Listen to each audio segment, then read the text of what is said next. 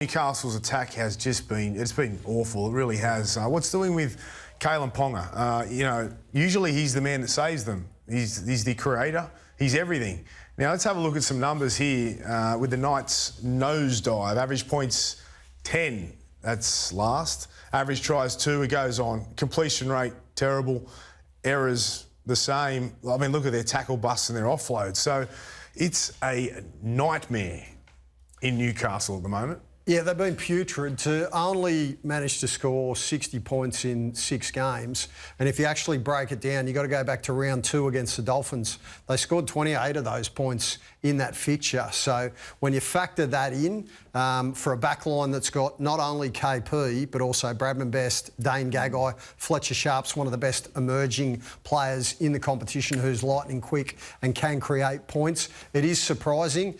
They've been struggling. If you actually look at the raw numbers, they're struggling to hold the ball. It's just fundamental errors coming out of their own end, basic mistakes, that's really been biting them on the arse. That's been the concerning thing with Hoops. Their fundamental errors, things that they can control, is what's shot them in the foot. But you look at they just haven't, for the last couple of seasons, they just haven't settled at number 7. It's been an ongoing theme, and while you're chopping and changing your halves each week or your number 7s each week, you're not going to get that continuity. Their go-forward's not quite there either with the players that have been missing, particularly in the middle of the field. So they haven't had that impetus to go forward, and that's where Kalen plays well, right? Yeah. Kalen plays off the front foot. They haven't had the opportunity for him, and Fletcher Sharp's quite similar, right? They're great front foot players, but if you don't have that go forward, they're really nullified and slow. Yeah, Adam O'Brien has survived tougher times, but is it true that he gets a $2 million payout if he got sacked?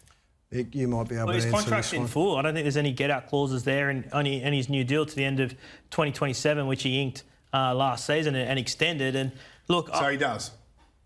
He'll get a payout. He'll get full payout. Yeah, he'll get full payout. Full payout. Yeah. So that I mean, don't most of them? I thought most of the clubs now safeguarded themselves they usually against like this by coming up with a 3 months, 6 months, or whatever the case may be. But it's my understanding it's full payout for Adam there. That's off the back of making all the finals that he's made. I think he's made 4 in 5 years, and you know, a lot of coaches would love that opportunity to make 4 finals in 5 years, and I just don't think they've got the cattle there to compete.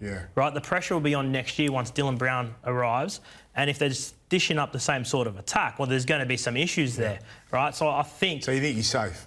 Well, it has to be 4 out of 5 finals in a side that, does anyone have them making the top 8 this year? What if the losing run continues though, Mick? What if the losing You had them in your top 8, Gordy? Well, they should have. If you said they made 4 out of 5. Did you have them in your top 8?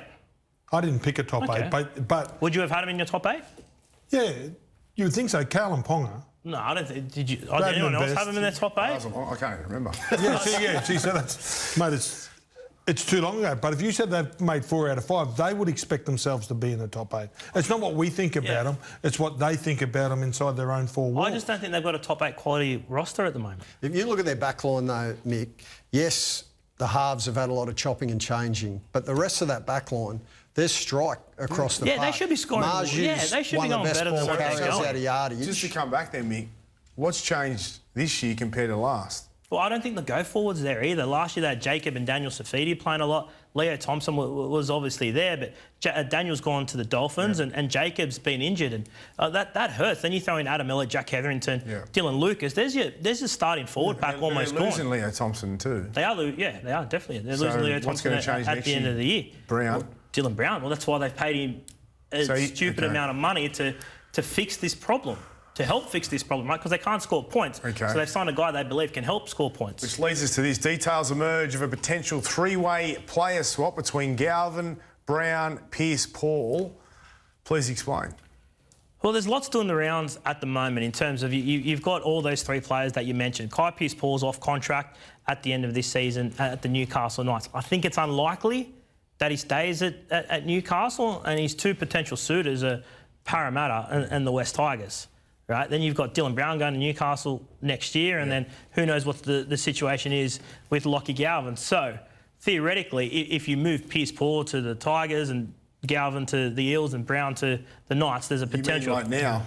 Before June 30. There's a lot of things that need to happen, right? But where are you hearing... Like, is this... No, there's definitely been conversations at the very least between a swap between Kai Pearce-Paul and Dylan Brown at the Parramatta Eels. Is that between right? the clubs? That's between the clubs, right? Yeah. Whether or not that eventuates, I think it's long odds to happen. You're suggesting or thinking that if Brown goes from Parramatta within weeks, just say that does happen, which is... Parramatta are in no rush to get rid of Dylan Brown, Well, they right? wouldn't, especially after the week. They're in no rush to get rid of him. But if he does, then Galvin comes into the frame. Well, if I'm Parramatta, I'm not releasing Dylan Brown unless I've got Lockie Galvin, right? Because then you leave yourself short and you're going to throw away this season. So the only way that could work, if I'm Parramatta, I'm not saying see a Dylan Brown and I don't have Lockie Galvin done.